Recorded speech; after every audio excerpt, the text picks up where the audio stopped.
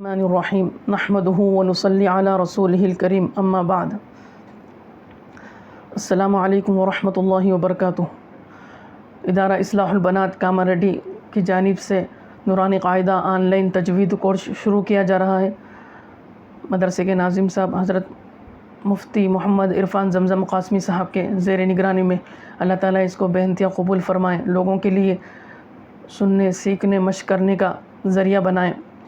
آمین۔ آج کی اس پہلی کلاس میں ہم چار مضامین پر بات کریں گے۔ پہلی بات تو یہ ہے کہ نورانی قاعدہ آن لائن تجوید کورس شروع کرنے کا مقصد کیا ہے اور اس کا فائدہ کیا ہے، اور دوسری بات نورانی قاعدہ آن لائن تجوید کورس سننے، سیکھنے، مشق کرنے کا طریقہ کیا ہو،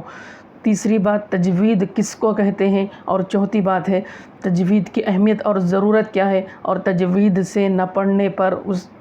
کیا کیا وعیدیں ہیں، کیا کیا نقصانات ہیں، اس کو بھی انشاءاللہ کھول کر بتایا جائے گا۔ آپ لوگ دھیان اور توجہ سے سنیے، یہ پہلی کلاس بہت اہم کلاس ہے نورانی قاعدہ سیکھنے والوں کے لیے، تو اس کو بغور سماعت فرمائیں اور ہر بات کو جو بھی پوائنٹس کی باتیں ہوتی ہے ان کو اپنی کاپیوں میں نوٹ کر لیں، چاہے آپ کو جون سی بھی لینگویج آتی ہو۔ یاد رہے کہ یہ بیان نہیں ہے، یہ کلاس ہے، یہ سبق ہے، یہ درس ہے، اس کو کلاس ہی کی طرح بتایا جائے گا۔ آپ لوگ سے بھی گزارش ہے کہ اس کو کلاس ہی کی طرح سنیں، بیان کی طرح نہ سنیں، ہر بات کو نقطہ وار اپنی کاپیوں میں نوٹ کر لیں، چاہے آپ کو جو بھی لینگویج آتی ہو، چاہے آپ کو تیلگو آتی ہو، ہندی آتی ہو، انگلش آتی ہو، آپ کا لکھا ہوا آپ کو سمجھ میں آ جائے، بس اس لیے لکھنا ہے۔ اگر ہمارے پاس بات اگر لکھی ہوئی کاپی پر اگر نوٹ ہوگی تو ہم کو جب بھی ضرورت ہوگی کاپی دیکھنے پر ہم کو ساری باتیں سمجھ میں آ جائے گی۔ تو ہماری پہلی بات تھی نورانی قاعدہ آن لائن تجوید کورس شروع کرنے کا مقصد کیا ہے اور اس کا فائدہ کیا ہے۔ اس کا مقصد تو یہ ہے کہ وہ حضرات جن کو اساتذہ اکرام کے اوقات میں وقت نہیں ملتا، یا یہ کہ وہ ہماری مائیں بہنیں جو مدرسوں سے بہت دور رہتی ہیں، یا یہ کہ ان کی گھریلو مصروفیات کی وجہ سے وہ مدرسہ پہنچ نہیں پاتی، سیکھ نہیں سکتی، تو ان کے لیے گھر بیٹھے سیکھنے کے ایک ذریعہ ہے۔ اور وہ ہماری بہنیں جو گھروں میں مکتب چلاتی ہے، بچوں کو پڑھاتی ہے، ان کے لیے بھی بہت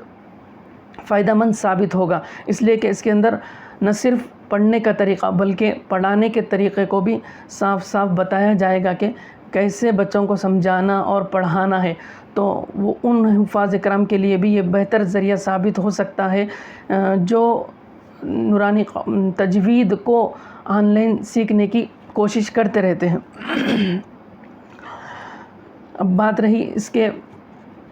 فائدے کی، مکمل فائدہ جس طریقے سے ہم استاد کے سامنے بیٹھتے ہیں، استاد صاحب ہم کو سمجھاتے ہیں، پھر ہم اس کو یاد کر آتے ہیں، جب ہم ہمارے استاد کو سناتے ہیں تو ہمارے استاد صاحب جب سنتے ہیں اس کو تو جہاں جہاں بھی غلطیاں ہوتی ہیں اس کو نشاندہی کرتے، وہاں پر ٹک لگا دیتے ہیں، تو ہم ان غلطیوں کی مشق کرتے، مشق کرنے کے بعد میں پھر ہمارے استاد صاحب کے پاس جا کے ہم سناتے۔ جب ہم سنائیں گے تو ہماری غلطیاں درست ہوئی نہیں ہوئی پتہ چلے گی وہاں پر، تو جب تک ہمارا سبق درست نہیں ہوتا ہمارا سبق آگے نہیں بڑھتا، تو اس کا یہ مکمل فائدہ ہے۔ لیکن اب یہ آن لائن میں یہ مکمل فائدہ نہیں ہوگا، اس لیے کہ آپ سن سکیں گے، مشق کر سکیں گے، لیکن سنا نہیں سکیں گے، تو آپ کے اندر جو خامیاں اور کمیاں ہیں وہ آپ کو نہیں پتہ چلے گی۔ اس کے علاوہ اس میں 3 فائدے یہ ہیں۔ پہلا تو یہ ہے کہ مشق کرنے کا طریقہ، ایک نہج سامنے آئے گا، اس سے ذہن کھلے گا اور پڑھنے کے آسان اور نئے طریقے آپ لوگوں کے سامنے آئیں گے۔ دوسرا فائدہ یہ ہے کہ سبق سننے، پڑھنے، مشق کرنے کا شوق و ذوق بڑھے گا۔ جب ہم سیکھنا اور مشق کرنا شروع کر دیتے ہیں تو پھر اس کو سنانے اور درست کرنے کا جذبہ ہمارے اندر پیدا ہوگا کہ میں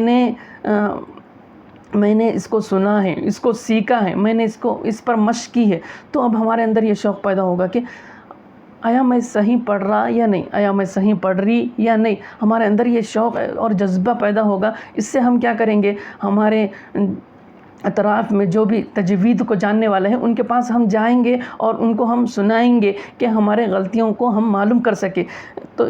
یہ ہے دوسرا فائدہ. اور تیسرا فائدہ یہ ہے کہ آپ کے سامنے درست طریقہ پڑھ کر بتایا جائے گا، صحیح طریقہ پڑھ کر بتایا جائے گا. اس کے بعد میں آپ کو وقت دیا جائے گا، اس وقت میں آپ کو دہرانا ہوگا. پہلے کیا ہے، سب سے پہلے اچھے سے سننا ہے، سن کے کیا ہے اس کو ادا کرنا ہے. جب آپ ادا کر دیں گے اس کے بعد میں غلط طریقے کو بتاؤں گا. غلط طریقہ وہ جس کو عام طور پر لوگ صحیح سمجھ کر پڑھ رہے ہیں،